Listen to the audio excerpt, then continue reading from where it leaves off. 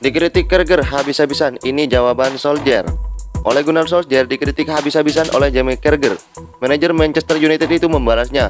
MU baru saja menelan kekalahan memalukan akhir pekan lalu. Setan Merah dihajar 2-4 oleh Leicester City di lanjutan Liga Inggris, ditambah kebobolan telak dari Liverpool 0-5. Hasil itu membuat laju buruk MU berlanjut. Cristiano Ronaldo dan kawan-kawan sudah menelan 4 kekalahan, sekali imbang dan sekali menang dari 6 partai terakhirnya.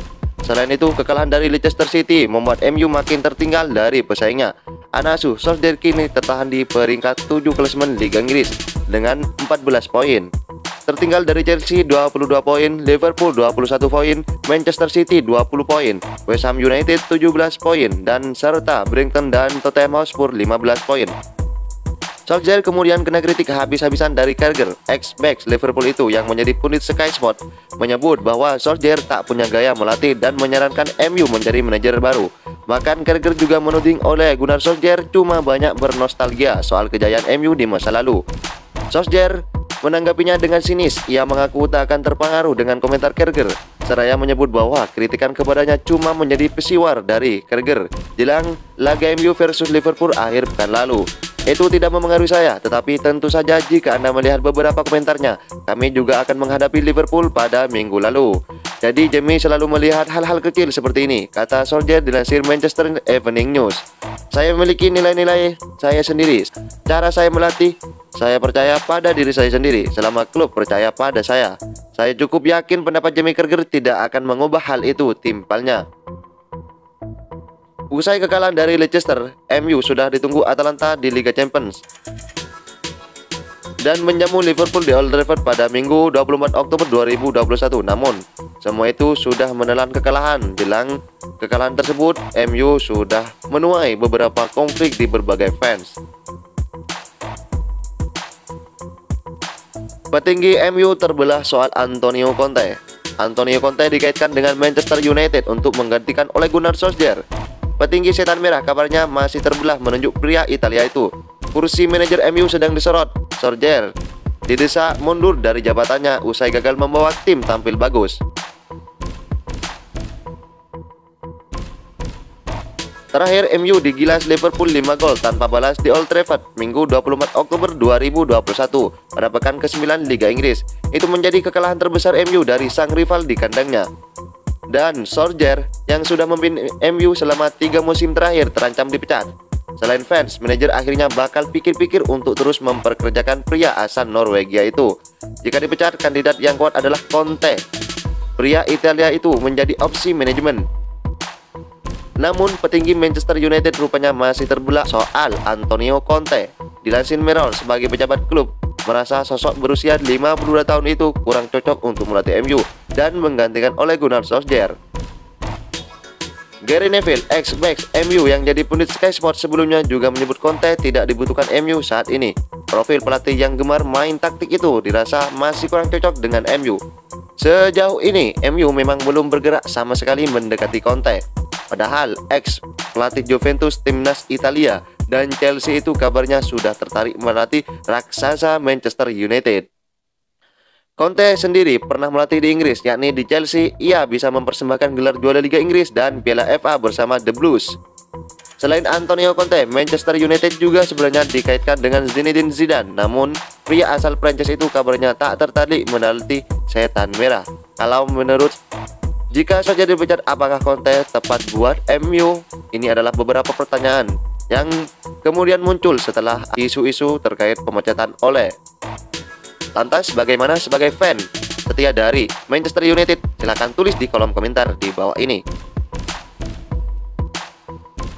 6 pemain MU yang mungkin menderita jika Antonio Conte datang membawa formasi 3-5-2. Pembicaraan antara Manchester United dan Antonio Conte dilaporkan sudah mulai dibuka.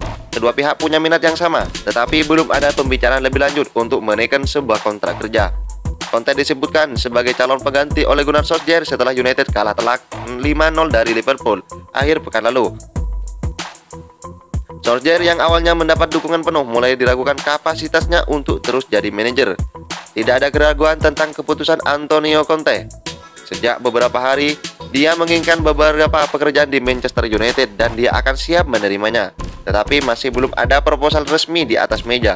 Seperti yang terjadi malam ini, ucap pakar bursa transfer Fabrizio Romano.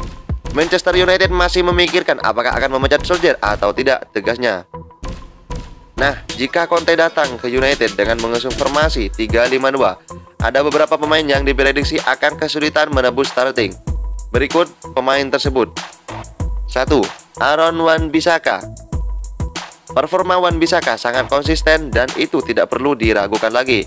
Akan tetapi, dengan 3-5-2 yang mungkin dibawa Conte, Wan-Bissaka punya masalah yang cukup serius. Wan-Bissaka punya tipe wingback dan yang agresif seperti Achraf Hakimi, Ashley Young, Victor Moses, dan Marcus Alonso.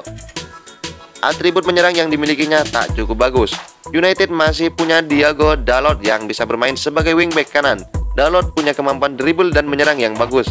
Wan-Bissaka harus bersaing dengannya. 2. Scott McTominay. Satu tempat lini tengah United jika Conte datang diprediksi jadi milik Paul Pogba. Mereka pernah bekerja sama di Juventus.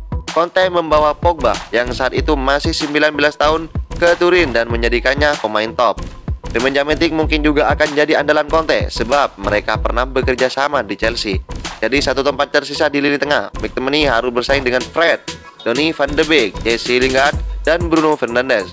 Pemain asal Skotlandia itu mungkin harus berjuang ekstra untuk masuk starting. 3. Victor Lindelof.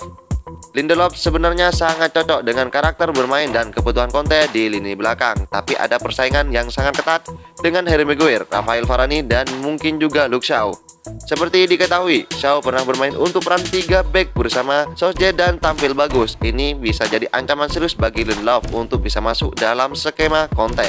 Selain itu masih ada Eric Bailly yang secara karakter sangat dibutuhkan Conte. Bailly adalah tipe back agresif, sementara karakter Lindelof hampir sama dengan Maguire dan Varane. 4. Mason Greenwood. Greenwood disiapkan sebagai pemain masa depan Manchester United. Tidak ada yang diragukan talenta yang dimiliki pemain 20 tahun. Greenwood bisa masuk dalam rencana Conte. Dia bisa menjadi satu dari 2 penyerang pada formasi 3-5-2. Tapi ada persaingan yang sangat ketat di lini depan. Greenwood mungkin akan kehilangan menit bermainnya secara reguler. Namun, ketika Cavani pindah dan Ronaldo yang makin uzur musim depan, Greenwood bakal kembali jadi andalan. 5. Bruno Fernandes. Masih ingat kasus Christian Eriksen di Inter Milan? Bruno Fernandes mungkin akan mengalami nasib yang sama jika tetap dengan gaya bermain saat ini yang mirip dengan Eriksen. Fernandes mungkin akan kesulitan beradaptasi dengan cara bermain Conte. Fernandes punya kemampuan istimewa dan salah satu pemain terbaik United saat ini. Namun, jika Conte memakai formasi 3-5-2, bakal ada beberapa penyesuaian yang mungkin menyulitkan bagi pemain asal Portugal. 6. Jadon Sancho. Jika Conte datang dengan formasi 3-4-3 seperti yang dulu dipakai bersama Chelsea, maka Sancho mendapat tempat istimewa, tapi tidak untuk formasi 3-5-2. Sancho mungkin tidak menemukan tempat peran yang cocok padahal pada formasi 3-5-2, kecuali jika Sancho bersedia meniru langkah Ivan Perisic yang perannya diubah dari winger menjadi wingback. Sancho bakal kesulitan menjadi wingback. Dia tidak cukup cakap saat bertahan, sementara untuk posisi gelandang atau penyerang itu bukan peran terbaiknya.